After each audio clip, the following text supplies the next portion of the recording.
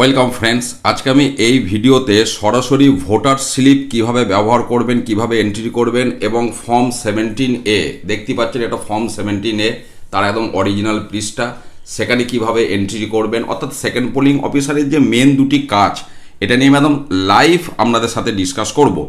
এবার বলি, এই ভোটার স্লিপ কিন্তু এটা যেটা দেখাচ্ছে এটা বান্ডিল আকারে আছে।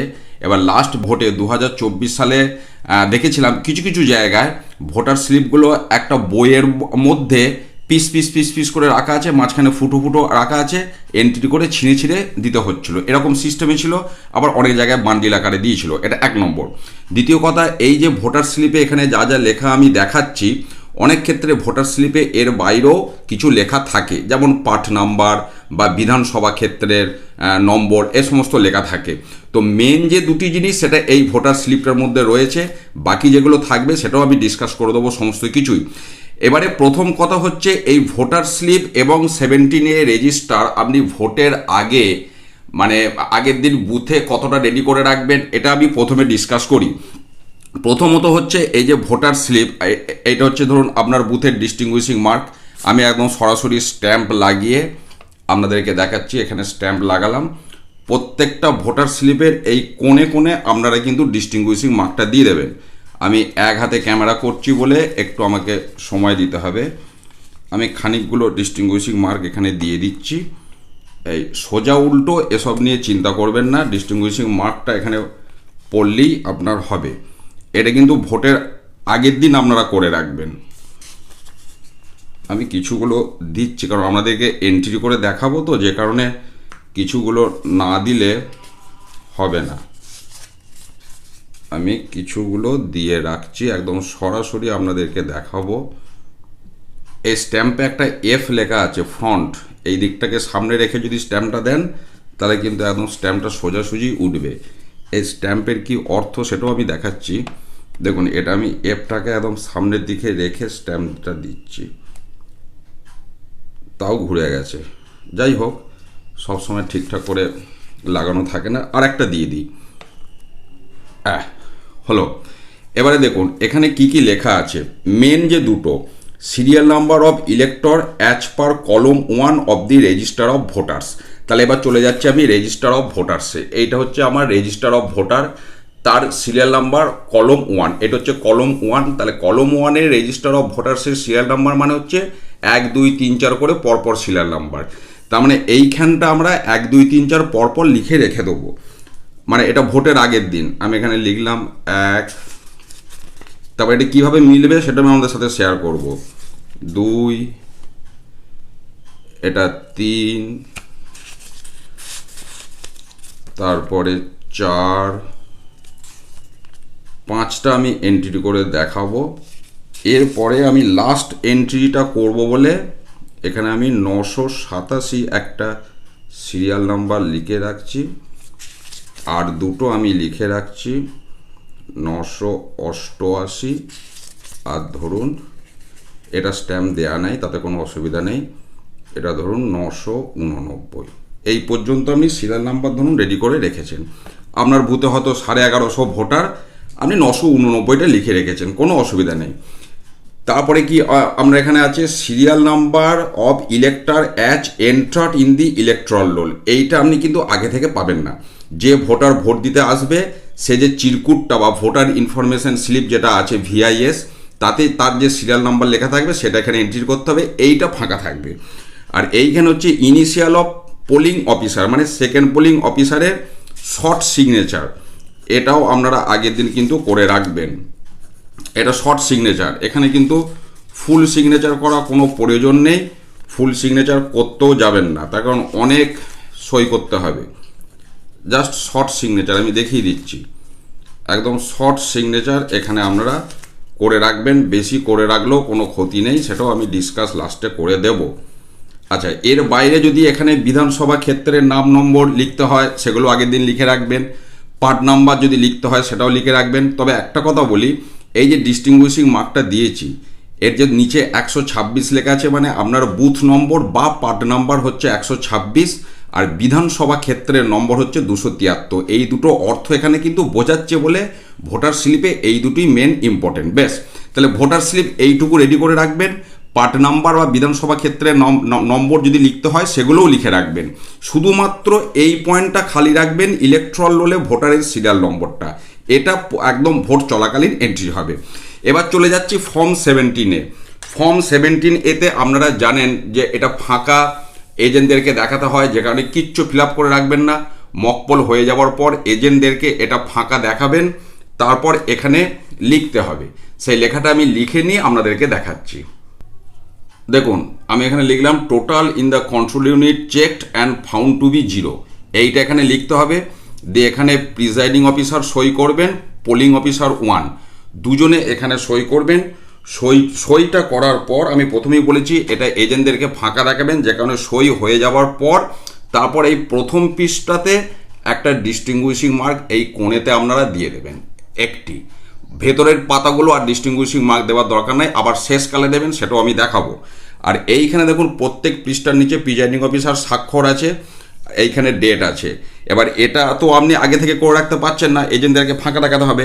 ভোট চলাকালীন দুপুরের দিকে দেখবেন বুথ ফাঁকা থাকে, ভোটার কম থাকে, তখন প্রিজাইডিং অফিসার আপনার সই করে দেবেন, এখানে ডেট দিয়ে দেবেন, এখানে ডেট দিয়ে দেবেন, এখানে সই করে দেবেন। যতগুলো পৃষ্ঠা ব্যবহার হবে সই করে দেবেন বুথে ফাঁকাতে।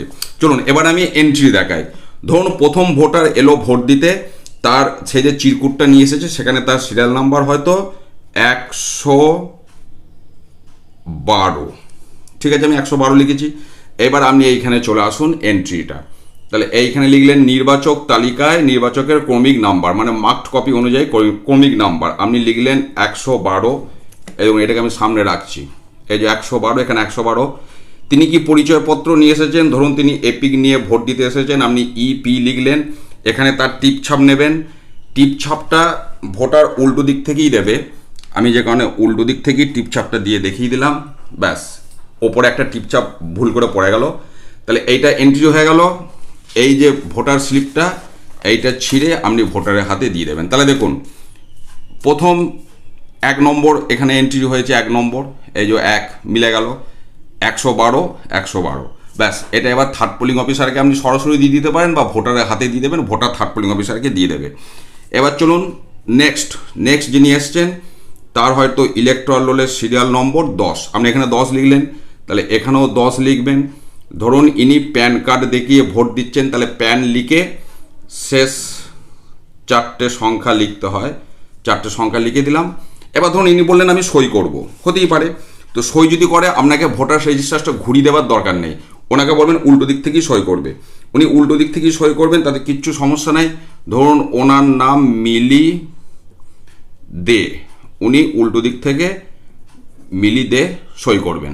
এবার যদি উনি বলেন যে না ঘুরিয়ে দিন আমি সই করব, তখন ঘুরিয়ে দেবেন, তর্ক করতে যাবেন না, সময় নষ্ট। এবার কেন বলছি বারবার ঘোরাতে যাবেন না, তার কারণ এইখানে পাশেই আপনার অমোচনীয় কালি থাকবে, যেটা ভোটারদের আঙুলে দেবেন।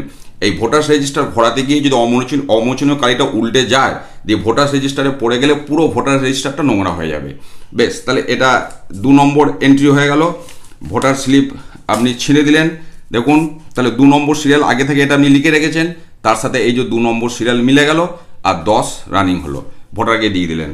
এরপরে ধরুন যিনি এসছেন তার হয়তো ইলেকট্রাল রোলের সিরিয়াল 100, আপনি এখানে 100 লিখলেন, এই যে 100 লিখলেন। ইনি এপিক নিয়ে এসে ভোট দিচ্ছেন, ইনি এবার ধরুন এএসডি ভোটার, তাহলে এএসডি ভোটার হলে আপনি এখানে এএসডি লিখে দেবেন। আর এএসডি ভোটার সই যদি করে সই করতে পারে, কিন্তু তাকে টিপছাপ অবশ্যই দিতে হবে, অর্থাৎ সই করলেও টিপছাপ তাকে দিতেই হবে, এই হচ্ছে পরিষ্কার কথা। তাহলে এটা এন্ট্রি হয়ে গেল। দেখুন 3 নম্বর রানিং সিরিয়াল, 3 নম্বর রানিং সিরিয়াল মিলে গেল, এটাকে এবার ছেড়ে দিলাম। 4 নম্বর ভোটার মনে করুন আপনার ইডিসি ভোট দিচ্ছে, আমি কথাই বলছি। তাহলে ইডিসি ভোটের সময় সেই ভোটারের যেটা আপনার সিরিয়াল নাম্বার, ধরুন ভোটারের সিরিয়াল নাম্বার 12, ভোটারের পার্ট নাম্বার 113, আর তার হয়তো বিধানসভা ক্ষেত্র আপনি মনে করুন 277, হয়তো দুর্গাপুর পশ্চিম, এখানে এইভাবে লিখে দিলেন। তিনি এপিক দিয়ে ভোট দিলেন, এখানে লিখে দেবেন ইডিসি ভোট, ভোটার এখানে স্ট্যাম্প দিয়ে দেবে। আমি স্ট্যাম্পটা সোজা দিক থেকে দেওয়াই দেখাচ্ছি। হলো একটা এন্ট্রি, তাহলে 4 নম্বরটা হয়ে গেল। তাহলে 4 নম্বরে এবার হ্যাঁ, এবার ইডিসি ভোটের ক্ষেত্রে বলি। ইডিসি ভোটের ক্ষেত্রে এইখানে যে সিরিয়ালটা আপনি লিখবেন, এইখানে যেটা লিখলেন আমি এক কাছে রাখি, তাহলে আপনাদের সুবিধা হবে। পুরোটাই এখানে টুকে দেবেন 12-113-277 দুর্গাপুর পশ্চিম, কারণ এর তো আপনার ইলেকট্রাল রোলে তো এনার এন্ট্রি নেই। এইভাবে ইডিসি ভোটারটা আপনারা কিন্তু করবেন। এবারে আমি একটা দেখাবো মজার জিনিস। ধরুন ভোটারের সিরিয়াল নাম্বার 350, এখানে লিখলাম 350। ইনি ধরুন ব্যাংক পাসবুক নিয়ে এসে ভোট দিচ্ছেন। ব্যাংক পাসবুকের হয়তো শেষ 4টে ডিজিট 1286। বেশ, ইনি ভোট দেবেন, টিপছাপ দিয়ে চলে গেলেন কন্ট্রোল ইউনিটে। দিয়ে ওনার মনে হলো যে না আমি ভোট দেবো না, রিফিউজ টু ভোট, কোনো মতেই উনি ভোট দিতে চাইলেন না, কারণ যাই হোক, তখন এইখানটাতে লিখে দেবেন রিফিউজ টু ভোট, রিমার্কসের ঘরে লিখে ওই ভোটারকে দিয়ে আবার এইখানে একটা টিপছাপ নেবেন, এই যে রিফিউজ টু ভোট। তাহলে 5টা এন্ট্রি আমি দেখিয়ে দিলাম, এটা দিয়ে দিন। এইবার এইভাবে চলতে চলতে চলতে চলতে আপনার ভোট চলছে, পুরো পাতা ফিল আপ হয়ে গেল। পাতা উল্টে দেবেন, পাতা উল্টালে এদিকে আবার 11 থেকে শুরু হবে, 11, 12, 13, 14 এই চলছে। চলতে চলতে চলতে আপনি একদম শেষকালে চলে এসেছেন। আমি এবার লাস্ট এন্ট্রিটা করে ভিডিও শেষ করব। ধরুন আপনার 986টা এন্ট্রি হয়ে গেছে, এখানে আমি সব দেখিয়ে দিচ্ছি। দেখুন এসডি ভোটার যদি সই করতে চায় সই করুক, সামনের দিকে সই করুক, উল্টো দিকে সই করুক, সই করলেও তাকে টিপছাপটা অবশ্যই নিতে হবে। এখানে আরেকটা আমি ইডিসি ভোট এন্ট্রি করা দেখিয়েছি। ড্রাইভিং লাইসেন্স নিয়ে এলে কীভাবে এন্ট্রি করবেন, প্যান নিয়ে এলে কীভাবে এন্ট্রি করবেন, উল্টো দিক থেকে সই করা দেখিয়েছি। ইডিসি ভোট এএসডি ভোটার শুধু টিপছাপ দিলে কোনো অসুবিধা নেই, সই করলে টিপছাপ অবশ্যই দিতে হবে। এই হচ্ছে সামগ্রিক বিষয়। এবার আমি শেষ এন্ট্রি করে ভিডিও শেষ করব। ধরুন আপনার শেষ সিরিয়াল নাম্বার এবার দেখুন 987, তার আগে পর্যন্ত হয়ে গেছে, এখানেও 987 চলে এলো। শেষ ভোটার আপনার বুথে ভোট দিচ্ছে, তার ধরুন ইলেকট্রাল রোলে সিরিয়াল নম্বর 1102। তাহলে আপনি এখানে এন্ট্রি করছেন 1102, উনি এপিক দিয়ে ভোট দিচ্ছেন, বাঁ হাতের টিপছাপটা নিয়ে নিন, ব্যাস আপনার ভোট শেষ। এইটাও আপনি ছিঁড়ে দিলেন। এইবার আমি একটা কথা বলি, এই যে আমি ভোটার স্লিপগুলো ছিঁড়লাম, এইগুলো সব হচ্ছে আমার ইউজড ভোটার স্লিপ। বলে দিই, এই যেগুলো ছিঁড়লাম থার্ড পোলিং অফিসার এগুলো সব জমা রাখছে, এগুলো ইউজড ভোটার স্লিপ। এই ইউজড ভোটার স্লিপ কোথায় চলে যাবে? থার্ড প্যাকেট স্ট্যাটুটরি কভারে। এগুলোকে সব থার্ড প্যাকেট স্ট্যাটুটরি কভারে ভরে দেবেন। বাকি যেগুলো এই যে অবশিষ্ট রইল, আপনার স্ট্যাম্প দেওয়া সই করা থাকুক, কোনো অসুবিধা নেই। এইটা একদম যতটা বান্ডিল থাকবে বা আরও যদি এক্সট্রা বান্ডিল থাকে সেগুলো সব ভরে দেবেন কোথায়? আনইউজড ভোটার স্লিপের প্যাকেট, অর্থাৎ 4th প্যাকেট নন স্ট্যাটুটরি কভারে। তাহলে এগুলো ভরে দেয় আমি শিখিয়ে দিলাম, সই করা থাকুক, কোনো অসুবিধা নেই, কোনো চিন্তা করবেন না। তাহলে ইউজড আনইউজড ব্যাপারটা হয়ে গেল, লাস্ট এন্ট্রি হয়ে গেল। লাস্ট এন্ট্রি হয়ে যাওয়ার পর আপনাকে এইখানে এই রকম একটা পেন দিয়ে দাগ কাটতে হবে, সেটা স্কেল থাকলে স্কেল দিয়ে বা লাইন দিয়ে লিখবেন আপনার the last serial number of voters register, ব্র্যাকেটে লিখে দেবেন ফর্ম 17A ইচ। তাহলে কত হলো? 987। আপনি আরও সিকিউরিটি পারপাসের জন্য আপনি কথায় লিখে দেবেন 987। ব্যাস, দিয়ে এইখানে প্রিসাইডিং অফিসার সই করবেন। আমি এখানে দিয়ে দিলাম। পোলিং অফিসাররা সই করতে পারে, না করতেও পারে, কোনো অসুবিধা নেই। এখানে কিন্তু এজেন্টসদেরকে দিয়ে অবশ্যই সই করাবেন। এজেন্ট এখানে সই করবেন। প্রিসাইডিং অফিসার সই করবেন, ব্র্যাকেটে লিখে দেবেন PRO। এজেন্টরা সই করবে, ব্র্যাকেটে লিখে দেবে এজেন্ট, বা এখানে ওপরে এজেন্ট বলে একটা হেডিং করে দেবেন, এখানে প্রিসাইডিং অফিসার যেখানে সই করবেন। সই করার পর শেষকালে একদম এইখানেতে গুছিয়ে একটা ডিস্টিংগুইশিং মার্ক দিয়ে দেবেন একদম, দিয়ে এইখানে প্রিসাইডিং অফিসার ফিনিশিং সই করবেন। প্রিসাইডিং অফিসার সই করে দিলেন, এখানে ডেট দিয়ে দিলেন 23/4/2026। ব্যাস, এই হচ্ছে একদম কমপ্লিট। আমি পুরো লাইভ দেখিয়ে দিলাম ভোটার্স রেজিস্টার এবং ভোটার স্লিপ কিভাবে আপনারা সরাসরি এন্ট্রি করবেন সেই ভিডিও। এরপরে যদি কোনো প্রশ্ন থাকে অবশ্যই ভিডিওতে কমেন্ট করবেন। ভালো থাকুন, সুস্থ থাকুন, ধন্যবাদ।